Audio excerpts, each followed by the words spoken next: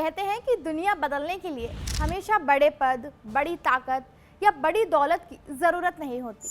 कभी कभी एक इंसान का जुनून, उसकी लगन और प्रकृति के प्रति उसका प्यार भी इतिहास रच देता है। आज की खुशखबर एक ऐसे ही शख्स की कहानी है जिसने अपनी पूरी जिंदगी समुद्री कछुओं को बचाने और उनकी दुनिया को समझने में लगा दी।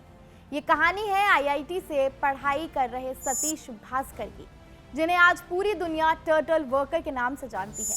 आमतौर पर आईआईटी से पढ़ाई करने के बाद लोग बड़ी कंपनियों में नौकरी करने का सपना देखने लगते हैं, लेकिन सतीश भास्कर ने एक बिल्कुल अलग रास्ता चुना। उन्होंने अपना जीवन समुद्री कछुओं के संरक्षण और उनकी सुरक्षा के लिए समर्पित कर दिया। आज भारत की समुद्री तटरेखा 7,500 किलोमीटर से भी ज्यादा लंबी है, लेकिन एक समय ऐसा था जब देश के कई समुद्री कछुओं के अंडे देने वाले तटों की कोई आधिकारिक यानी ऑफिशियल जानकारी मौजूद नहीं थी। वैज्ञानिकों के पास भी इस बारे में बहुत कम जानकारी थी कि आखिर समुद्री कछुए किन किन जगहों पर आकर अपने अंडे देते हैं। ऐसे समय में सतीश भास्कर ने एक ऐसा मिशन शुरू किया जिसकी शायद ही किसी ने कल्पना की थी। साल 1970 के दशक के आखिर और 1980 के दशक की शुरुआत में उन्होंने भारत के समुद्री तटों का सर्वे करना शुरू कर दिया।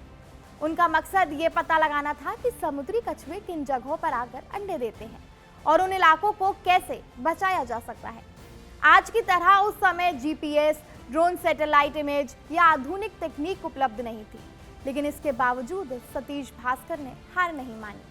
उन्होंने करीब 4,000 किलोमीटर का सफर तय किया, कई जगहों पर पैदल चले, नावों का सहारा लिया और दूर दराज के समुद्री इलाकों तक पहुंचे। इस दौरान उन्होंने मछुआरों, स्थानीय लोगों, वन विभाग के कर्मचारियों और तटीय समुदायों से बातचीत की। स्थानीय लोगों से मिली जानकारी और अपने अनुभवों की मदद से उन्होंने समुद्री कछुओं को कई महत्वपूर्ण नेस्टिंग साइट्स यानी अंडे देने वाले तटों की पहचान की।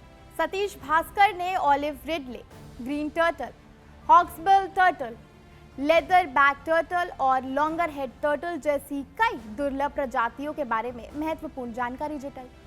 उनका यह सफर सिर्फ भारत के मुख्य तटीय इलाकों तक सीमित नहीं रहा। उन्होंने अंडमान और निकोबार द्वीप समूह के दूर दराज के इलाकों को भी सर्वे में शामिल किया। यही वो क्षेत्र है जिन्हें बाद में समुद्री कछुओं के लिए बेहद महत्वपूर्ण माना गया। सतीश भास्कर की खोजों ने वैज्ञानिकों की सोच भी बदल दी।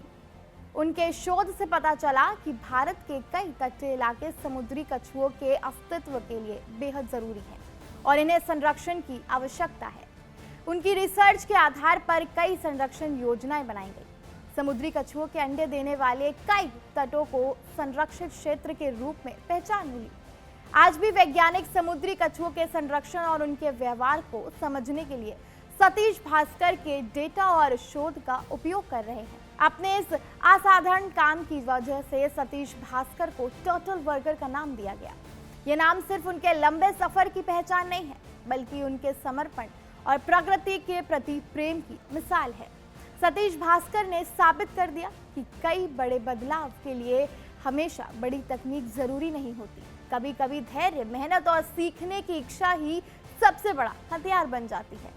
आज जब पर्यावरण और बायोडाइवर्सिटी को बचाना दुनिया की सबसे बड़ी चुनौती में से एक है, तब सतीश भास्कर की कहानी हमें यह सिखाती है कि एक व्यक्ति भी बड़ा बदलाव ला सकता है। जिस इंसान ने बिना जीपीएस, बिना आधुनिक तकनीक और बिना किसी बड़े संसाधन के हजारों किलोमीटर का सफर तय किया, उसी की मेहनत की बदौलत आज समुद्री कछुओं के कई महत्वपूर्ण आवास सुरक्षित हैं। सतीश भास्कर की ये कहानी सिर्फ एक वैज्ञानिक की कहानी नहीं है, ये जुनून, समर्पण और प्रकृति के प्रति प्रेम की कहानी है। ये कहानी हमें बताती है कि अगर इरादे नेक हो तो एक इंसान भी पूरी दुनिया के लिए उम्मीद की किरण बन सकता है।